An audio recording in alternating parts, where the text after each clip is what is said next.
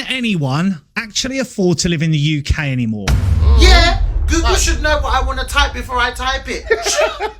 It feels to me, and to many people, that there's just this big dark cloud hovering over the UK right now. Yo, ladies and gentlemen, the financial pressures faced by households across the UK are currently mounting. The strain on everyone's budgets are reshaping our lifestyles. Ultimately, the cost of living just here in the UK has become one of the biggest problems of the century. I've got £80 in my bank till Friday.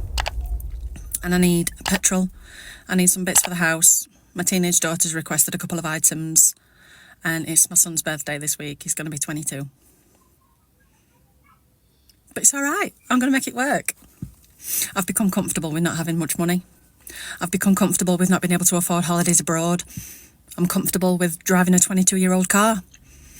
And I'm comfortable that I don't have hot water unless my heating comes on, because it's a really old central heating system and the hot water pump's broke. So it only activates in manual mode when I've got the heating on. And obviously the weather's warmer now, so I'm just waffling about shit. But basically, I'm comfortable with not having much. I've never been a materialistic person.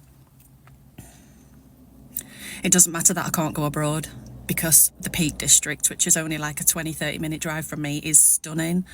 And it brings me so much joy. I love that kind of thing. It's all right. It's okay. It's okay to be skinny. It's okay to not have much. We're not starving. There's food in cupboards. And anything that I gift my son for his birthday, I know that he'll appreciate. I'm going to make him a cake, and he loves my cakes. Get comfortable. Get comfortable with being skint. It does wonders for you. Honestly, I'm not gonna cry. I'm all right. Honestly, I am. I'm not kidding you. I'm comfortable with being skint.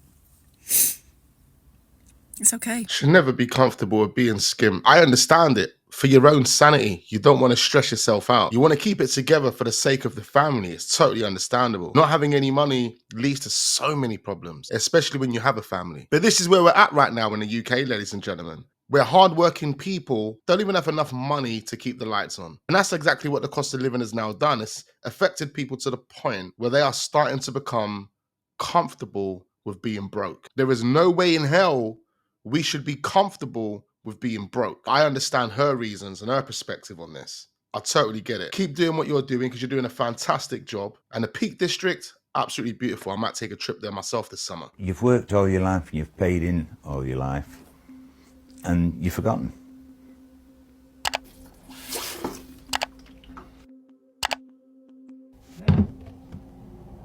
And I just had enough, and I worked it out. Right, I'm not going to go on no foreign holidays. Them days have gone by anyway, but I could manage, and I'd have a little bit spare just to do what I wanted. But that's all gone now. As daft as it sounds, I'm even washing like my pots, if I do any pots, in cold water. I have a bathe in cold water. Try and limit my showers. I've even I've had to put my fridge freezer in the garage and buy a little tiny fridge and live from day to day. Just sit and think about it, you know, to destroy you. It would, honestly. So how do you get by? What gets you through? Him, my little dog. Honestly, my little dog gets me through. My family, my son comes round most days. He calls, and just to see me, but him mainly because I can get outside with him. And once it gets winter time, I'm worried again, you know, we're going to be in... This is Stephen Johnson, by the way, ladies and gentlemen. He's retired, someone that had worked extremely hard his whole entire life. Pension scheme here alone in the UK is an absolute disgrace. But Stephen, he felt confident. He felt he had enough to see him through after his retirement. He was wrong. With the cost of living rising, ladies and gentlemen, Stephen has been struggling to pay his bills. I just don't know.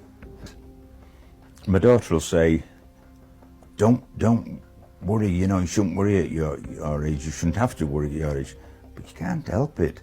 Especially when you've never been in debt all your life, never ever. Exactly. And if we're in my early days, mortgage and loans, etc., but paid off straight away, and never in debt, and any debt that came, if you wanted anything, pay it off, buy it on a credit card for security, pay it off. Now the credit card just builds up and builds up. More and more young adults are having to live with their parents because they can't afford to rent or buy a place in the UK. And this isn't just confined to London. More and more big cities in the UK are becoming more and more expensive for young people as well. And a lot of times this can be seen as a benefit because it allows young people to save whilst they're living at home so they can build up their cash reserves and buy a property or rent a property. But I see this number getting bigger and bigger as the cost of living and the cost of housing soars through the roof. It's not uncommon nowadays to hear people in their late 30s or even 40s living at home because of the cost of living. But in this young population, what it does is it has a detrimental effect on the creation of families. 20 years ago, people were buying properties in their 20s, they were having kids in their 20s, they were getting married in their 20s. What a lot of people don't talk about is that living at home changes your life dynamics. A lot of people living at home can't bring a child into that home environment. And it's easier to meet someone when you have your own place. So what that does is it pushes back the marriage age, it pushes back the age at which people are having kids. And I know not everyone wants to have children, but the dynamic of the UK and the cities and the towns is changing due to this phenomenon. I personally think it's only going to get worse as the cost of living increases and more people are priced out of buying a property or renting a property. And unless rent caps are brought in, then it's going to become dystopia. Absolutely bang on the money with that one, ladies and gentlemen. It is a massive problem. And at this moment in time, ladies and gentlemen, I don't see no light at the end of the tunnel. That tunnel is dark. People should buy less Costa coffees and go on less holidays and not go out for dinner so often, and then they'll be able to pay the electricity bill, which, you know, I said it tongue-in-cheek a little bit, but to be fair, that is probably partly true. I mean, the ones who are really struggling aren't doing any of I those. was going to say, let's just pause that there for a minute. This guy's got a cheek. This guy's got a cheek. Did you just hear what he said, that you have to sacrifice in order to pay your electric bill? They're basically saying, just don't live. Don't live. This country is going to be the death of us, I'm telling you. Can anyone actually afford to live in the UK anymore? So today we're going to break it down. I've been going over some statistics from the ONS and from .gov.uk. This means they know. They have these statistics, they have this data, and everything I'm going to tell you today is based on UK averages. Just pay attention, because I really think some people in this country have not got a clue how bad some people have it. The cost of living in the UK has spiraled out of control, and we're going to break down and see if people can actually survive on the wages they're paid. So how much does the average person earn? Well, the UK's average national salary is £37,000, 430 a year. After tax and national insurance, that gives you about £2,400 a month to live on. Sounds all right, yeah? Well, let's see where that money actually goes. By ONS and .gov UK statistics, monthly bills for an average household rent or mortgage are £1,341 for renters outside London, way more expensive inside London, and a mortgage at £1,056 for a typical home loan. Council tax £180 going up. Electricity and gas, £117, going up. Water bills, £44, going up. Groceries, £310, and that's before you even add a bottle of wine. Fuel, £79, probably going up. Clothing, soap, toothpaste, etc., £77. So what's left? If you rent, you are left with £252 a month at the end of the month. If you own a home, you have £537 left. And that's all before you even think about insurance, phone bills, internet, childcare, savings, emergencies, or any modicum of a social life. And this is for someone on an average salary. What about those on minimum wage, which has recently gone up to £12.12, or is going to go up in April to £12.12. That means a full-time... I don't even know who would be accepting minimum wage at this moment in time. Like, you have to be extremely desperate. You think about it, £12.12p per hour. How much money could you realistically make within 1 hour? Worker, 40 hours a week, will earn £25,400 a year. After tax, they will take home £1,700 a month. But the average monthly bills for a renter are £2,148. That means they're £448 short every single month just to survive. Wow. And I'll reiterate, that does not count insurance, phone bills, internet, childcare, savings, emergencies, or any modicum of a social life. So what salary do you actually need to break even? To cover all essential bills without any spare cash, i.e. zero disposable income, a renter needs to earn £36,823 a year, a homeowner £31,937 a year. So if you're on minimum wage, you are miles off from being able to survive without taking on debt, getting benefits or cutting essentials. The conclusion?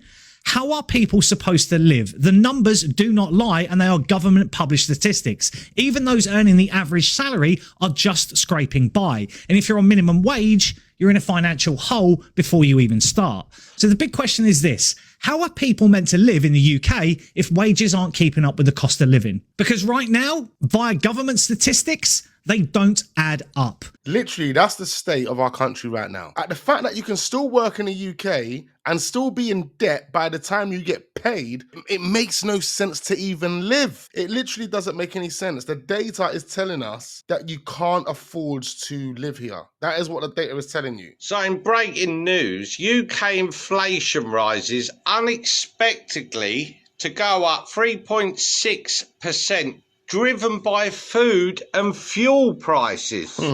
What do you mean unexpectedly? You're putting stuff up every month, and it has to be food and fuel, doesn't it?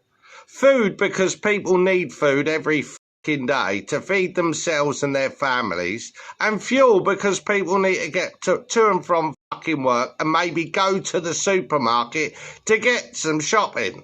And they say it's unexpected. What are they going to do in the winter? As soon as it hits October, we know what's going to happen. Guess what's going to go up? Gas and electric. They won't put it fucking up in the summer because no fucker uses it in the summer, the electric and hardly any gas. It's an absolute rip-off over here. Absolutely taking a piss. And how some of these families cope with this, I don't know. Most of them are hand to mouth. It's disgusting. When are they going to cap all this inflation? Fact. When are they going to sort the economy out? Fact. So that families can eat properly and have probably a day out once in a fucking blue moon. Exactly. If that ain't too much to ask. Big him up, he spat nothing but facts there. I was doing some snooping online and I saw the flat I used to rent in 2021 has gone back up for rent. So I thought, oh, I'll see how much it's gone up for. Tell me why it's gone up £150. Has it got more bedrooms? Is there another parking space? No. I'm in the southwest of England. I was paying £550 for a one-bed flat. Why has it gone up to £700 for a one-bed flat? What in the cost of living is that? So to everyone who's saying, Come to London. Come to London. Find out what a one-bedroom flat is. just don't buy that Starbucks. Is that going to save me £150? You're telling me Lurpak's gone up by nearly £4. Heinz have nearly doubled in price. Cornflakes have gone up by 60%. Bread's gone up by 50%. And our wages have not Hold on, what's going on with her lips? Her lips ain't moving with her voice. moved. I think I need Starbucks to calm me down. This is why I spend £2,000 a month on groceries. So I had comments in my last video of my fridge restock. Some good, some not so good. For example, how the F do you spend that much? Is it for a live-in chef? That's half your problem. If kids are hungry, they will eat whatever. So to answer the first comment, wow, live-in chef, that's me, but I work for free. Sometimes I cook 3 different meals of an evening. So yes, I am a chef considering the amount of meals I bosh out in one go. Next one was in response to the fact that my children will only eat branded food. I don't know why, but all 5 are just like that.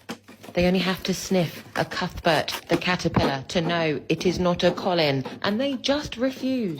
So I shop at M&S. There isn't much price difference compared to Tesco, but the quality is my favourites, Cadbury. so much better. Honestly, give it a go. What is with the internet? Why is it anytime there's some ounce of sun, the internet goes all Willy Wonka? I don't understand. I pay too much, yeah? Too much. It's 2025. Why am I having wonky internet? And it shouldn't matter about who's with who. The fact you're paying for a service and you don't get service, I don't understand what is with the heat and me not getting service. Man's calling it the Willy Wonka internet, and this is crazy. It should be bulletproof for the amount I'm paying. I don't understand what's going on. Every minute. Fucking hell. Oh, These people need to get a grip, honestly. Want to be demanding money, price hike for shit service, and we can't even get it. It should be so bulletproof. Your internet should be shoo. Yeah, Google should know what I want to type before I type it. Oh, I should be on a page. Man said you should know what I want to type before I even type it. That's how sharp the internet needs to be. Before I even open my eyes blink once. Every time I have to wait. I was in the shop. Couldn't even show him the video about the buzz balls that I was talking about, yeah? And then look. I had to wait. I had no service. I turned the Wi-Fi off. I said, Jesus, what is this? So tired of it, man. Demand payment, demand. We're putting up prices. And this is what I don't like about this inflation and all this shit. Because they like putting up prices, cost of living, all of this, yeah? But you still give us the same shitty service. You still give us the same shitty food. Then on top of it, the packets get smaller. Yeah? Don't think I don't notice my digestives. Yeah? And you want to be raising the price, but leaving the packets and even minimalising the packets. Don't think I don't know about my fruit and nut dairy milk. Yeah? Decreasing the packets. Man said fruit and nut, moving a bit like a fruit and nut this way at the time. Let's keep it stepping. It feels to me and to many people that there's just this big dark cloud hovering over the UK right now.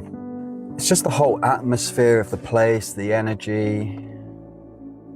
Just something's off. Unless you've got a bit of money behind you, or a really well-paid job, or you work all the hours under the sun, can you really afford a house? And it's just one of these dreams that I think have just gradually gone over the years. It's not just housing, it's just the whole, like I mentioned before, it's the whole energy of the place. It's since the 90s, it feels like it's slowly getting drained out of this country. Slowly at first, but it's ramping up now, and it feels like there's a bit of a snowball effect where just everywhere you turn, people are unhappy, people are suffering, people are just surviving. The mental health at the moment is just through the roof with everyone. Men, women, black, white, doesn't matter. Everyone seems to have an issue with their mental health at the moment. They're on antidepressants, or like I've done in the past, suppress it with alcohol or drugs or just anything to take your mind off what's really going on, what's going on inside of you, what's going on in your head. The NHS must be bombarded with it because the waiting lists, not just for mental health, for other things, it's just months and months if you're lucky, I suppose. Some are even years. I know violence has always existed, but these days it seems to be spiraling out of control, and it seems to be younger people getting involved in it. I know there was violence in the 60s and the 70s and the 80s and the 90s, all the way up till today, but it just seems the people are getting younger and they're becoming seemingly more violent. I'm hoping for the best. I always try and remain positive and hope for better days ahead. But it's just hard to see that at this moment in time. People don't want to talk anymore. A lot of people are rude. People don't care about the countryside. They just dump their rubbish wherever they want. It's like people have just given up caring about anything. People just seem to be carrying a lot of anger around with them. A lot of mental strain. It's like with technology these days, we're more connected in some ways than ever. But we're more distant. There's no community feel anymore. The shop's boarded up. That's so crazy. Or that replaced. He says that, isn't it? It's so crazy that he says that. Like, social media is at our fingertips now, but we're more distant than we've ever been. Gambling shops to feed the gambling addiction. Fast food places to feed the sugar addiction. Vape shops to satisfy that addiction. Pubs to satisfy your alcohol addiction. I remember growing up, it used to just be full of shops. Woolworth's gone. WH Smith's, I don't know if they're still around, but all these little local shops, local sports shops, local bookshops, they all seem to have gone now. And it's all big commercial corporate chains, and it's sucked the soul out of towns and cities, I believe. Medicating ourselves through it with addictions and antidepressants, and you can't blame people for that. Like I say, I've done it. I've drunk, I've gambled, I've had addictions, just to feel normal, just to numb it all, I suppose. And while all this suffering's going on, prices of everything's just going up. Food, utilities, it's becoming harder and harder just to stay afloat. It's just a matter of survival for a lot of people now. You just work and sleep and eat, work, sleep, eat. And it is just soul destroying, it's draining. I try and stay positive where I can, and some days are harder than others. But you do have to try and cling to that little bit of hope you have. I got so drained, so tired in the monotonous 9-to-5 rat race job. I don't want to get sucked back into the 9-to-5 rat race world. I try my best not to, because so many of us have been trapped by that. And you just work and sleep and eat, work, sleep, eat. We can't keep having to work this hard just to remain with a head just above water, barely. Literally. It affects all parts of your life.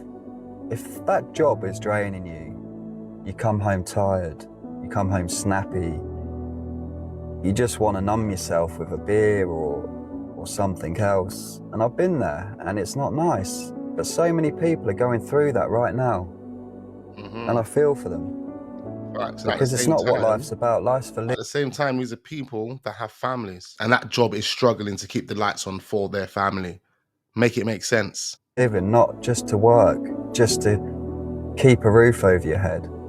And are we lucky in this country that we've got roofs over the head? I know there's many millions and billions of people in the world that are worse off than us.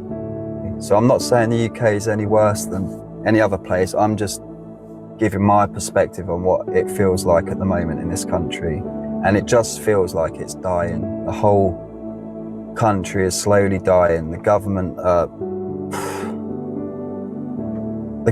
useless. They lie, they deceive us, they speak at us, they don't speak for us. Just put vent in the comments, and it helps the algorithm. You don't have to think too much about writing a comment if you want to, and it helps everything. It helps it. Like I say, it helps the algorithm. It helps the video get pushed. Look, there we have it, ladies and gentlemen. The cost of living struggle is real. And clearly, it's hitting people in all kinds of ways. I need to know exactly how you guys are feeling after watching those videos there, ladies and gentlemen. So leave all of your thoughts, opinions, and comments down below in the comment section. Make sure you hit that like button. Do subscribe to the channel if we are newly watching. Got plenty more videos uploaded, ladies and gentlemen. You don't want to go anywhere. Turn your notification bells on. I look forward to seeing you guys on the next one.